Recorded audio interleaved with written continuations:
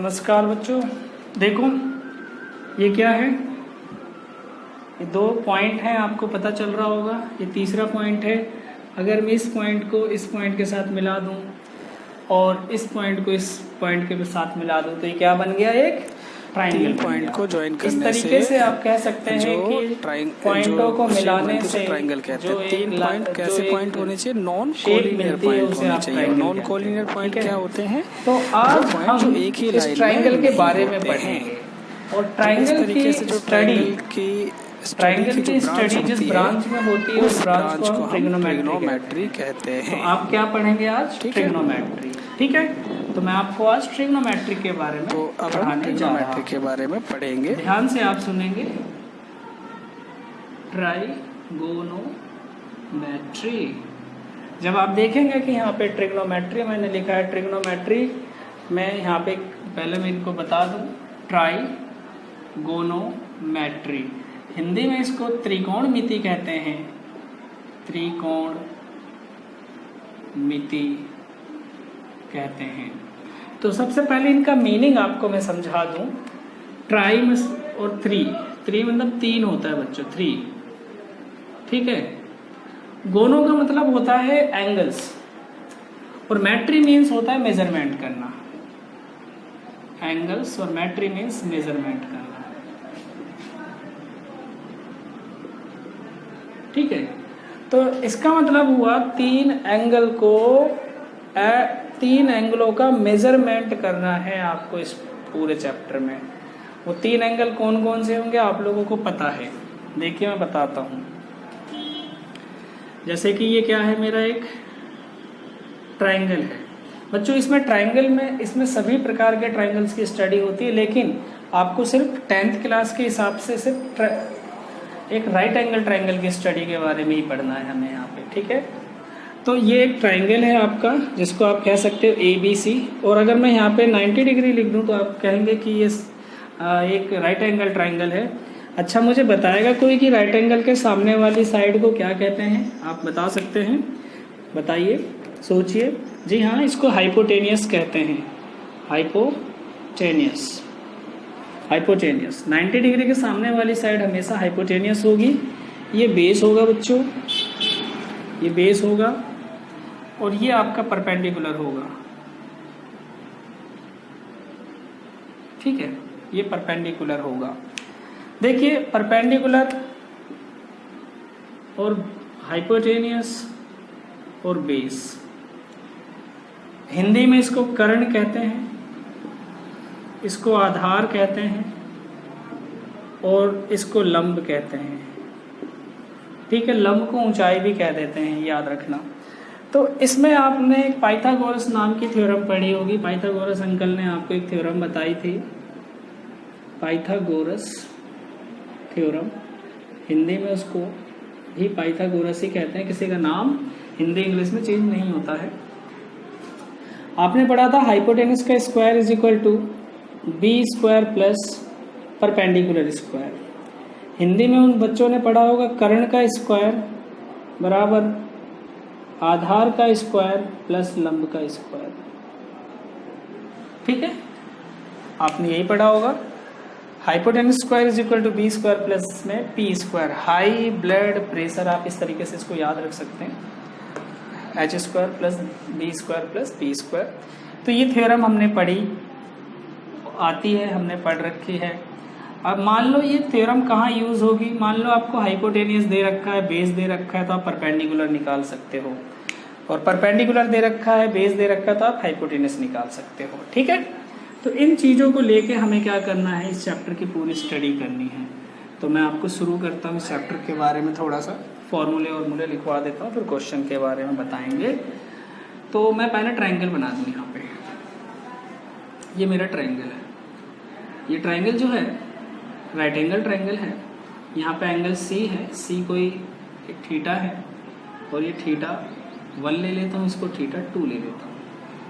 ठीक है बच्चों, ये θ1 और θ2 दोनों क्या होंगे? एक्यूट एंगल होंगे। एक्यूट एंगल आप लोगों को पता है क्या होता है? एक्यूट एंगल वो एंगल होता है जो 90 डिग्री से कम होता है।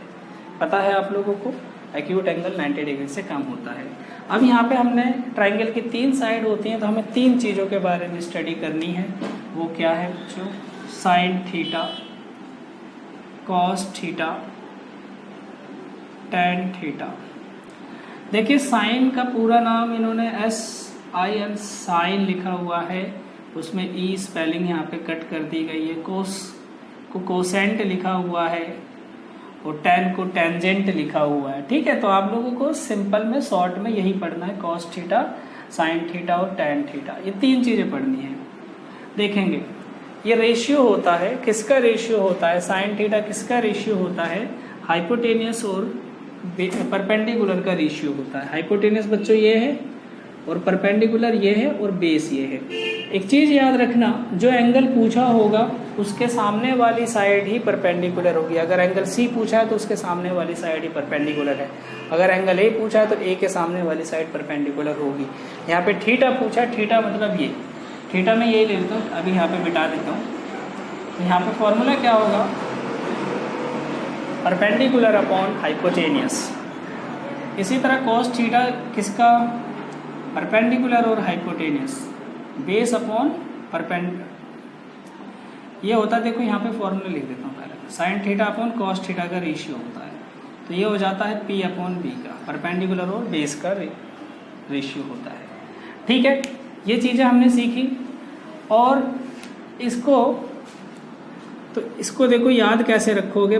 यहाँ पे P B और P ऐसे लिखना, H B लिखना, और यहाँ पे SCT। बता दूं, sine cos tan, P upon H perpendicular और अपॉन हाइपोटेनियस, कॉस का बेस अपॉन हाइपोटेनियस, टैन का ये होता है। तो इसको याद करने की ट्रिक आप लोगों को पता भी होगा, नहीं पता होगा तो यहाँ से देख लेते हैं। पंडित बद्री प्रसाद हर हर बोले, सोना चांदी तौले। कैसे याद करेंगे? पंडित बद्री प्रसाद हर हर बोले, सोना चांदी तौले। ठीक है, ऐसे आप इसको याद करेंगे। कोई पूछता है साइन का रेशियो क्या होगा? P अपॉन B, कॉस का रेशियो क्या होगा? B अपॉन H, टैन का रेशियो क्या होगा? ये। अच्छा, ये 3 चीज हो गई। अब आपने पढ़ा है जैसे कि 2 है तो 2 का रेसिप्रोकल भी हो सकता है 1/2, तो इनका भी रेसिप्रोकल होगा, इनका भी रेसिप्रोकल होगा। अगर आप यहाँ पे लिखते हैं साइन का जो रेसिप्रोकल होता है बच्चों वो होता है कोसेक, 1/कोसेक, कोसेक। अच्छा, अगर मैं कोसेक लिखूं तो कोसेक किसका रेसिप्रोकल होगा? 1/साइन का। तो इसका मतलब आप क्या कह सकते हो कि कोसेक जो होगा 1/साइन का रेसिप्रोकल है। तो इसका मतलब कोसेक इज इक्वल टू क्या होगा? इसका उल्टा हो जाएगा, H/P हो जाएगा। अच्छा, कॉस का रेसिप्रोकल क्या होता है? कॉस का होता है 1/सेक, सेक। तो इसका मतलब आप कह सकते हो कि सेक थीटा क्या हो जाएगा? 1/कॉस भी हो सकता है। तो इसका मतलब कॉस ये क्या हो जाएगा? H/B हो जाएगा, सेक थीटा।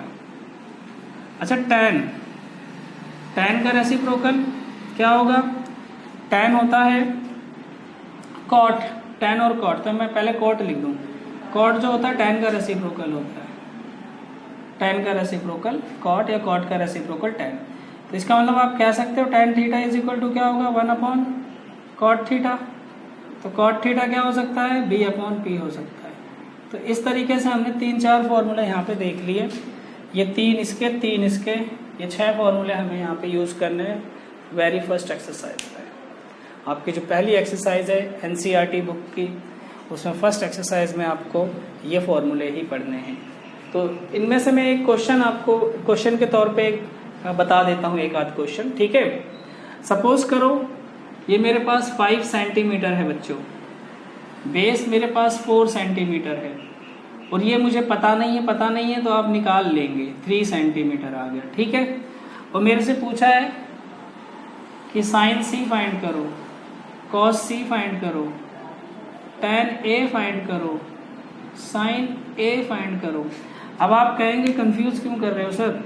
यहाँ पे साइन C बोला और यहाँ पर भी साइन A बोल दिया, इससे कंफ्यूजन क्रिएट हो गई आपकी। अभी मैं समझाता हूँ इसके बारे में। अभी मैंने कुछ बताया था, आपको याद रखना पड़ेगा। देखेंगे ध्यान से, साइन C जब निकालोगे, साइन C का मतलब बच्चों ये एंगल निकालना है। तो मैंने पहले साइन का फॉर्मूला लिख लो। साइन का फॉर्मूला P/H होता है। P/H का मतलब परपेंडिकुलर अपॉन हाइपोटेनियस। अब आप परपेंडिकुलर कौन सा लोगे? मैंने जब बताया जो एंगल होगा उसके सामने वाली साइड परपेंडिकुलर होगी। जैसे ये सी है तो सी के सामने वाली साइड परपेंडिकुलर है, वो कितनी है बच्चों 3/5। ठीक है, ये मेरा आंसर हो जाएगा 3/5। इसे कट पिट करके या शॉर्ट करके नहीं दिखाना, आप इतना ही छोड़ना है। अच्छा, cos c का फॉर्मूला आप लोगों को पता है क्या होता है, b/h। तो यहाँ पे बेस क्या होगा बच्चों 4 ही रहेगा, 4/5। लेकिन अगर मैंने आपसे tan a पूछा है, tan a, तो कुछ बच्चे क्या करेंगे p/b मतलब 3/4 लिख देंगे। इसका फॉर्मूला तो यही होता है, p/b होता है, बिल्कुल ठीक कहा। लेकिन यहाँ पे ये देखो ना, एंगल कौन सा है यहाँ पे, a है, a। तो a ये रहा, अगर a ये है तो उसके सामने वाली साइड क्या हो जाएगी, वो परपेंडिकुलर होती है, a के सामने वाली साइड परपेंडिकुलर होती है। तो इसका मतलब बेस तो 3 हो गया, है ना। तो बेस 3 हो गया, परपेंडिकुलर 4 हो गया। तो इसका आंसर क्या हो जाएगा बच्चों यहाँ पे 4/3। ठीक है। इसी तरह आप साइन ए आप समझ गए होंगे कि साइन ए मैंने लिखा तो क्यों लिखा है। तो साइन ए जब मैं लिखूंगा तो यहाँ पे साइन ए का फॉर्मूला तो वही लिखूंगा p/h। लेकिन ए बोला है तो ए के सामने वाली साइड क्या हो जाएगी, परपेंडिकुलर। तो मतलब यहाँ पे क्या आ जाएगा 4 और अपॉन में 5। हाइपोटेनस कभी नहीं बदलती, याद रखना, हाइपोटेनस नहीं बदलेगी, बस परपेंडिकुलर और बेस में चेंजेस आएगा। आई होप यहाँ तक आपको ये समझ आया होगा। मैं नेक्स्ट क्लास में इनके फर्स्ट एक्सरसाइज आपको स्टार्ट करा दूंगा और क्वेश्चन स्टार्ट करेंगे फिर इनके। ठीक है, थैंक यू।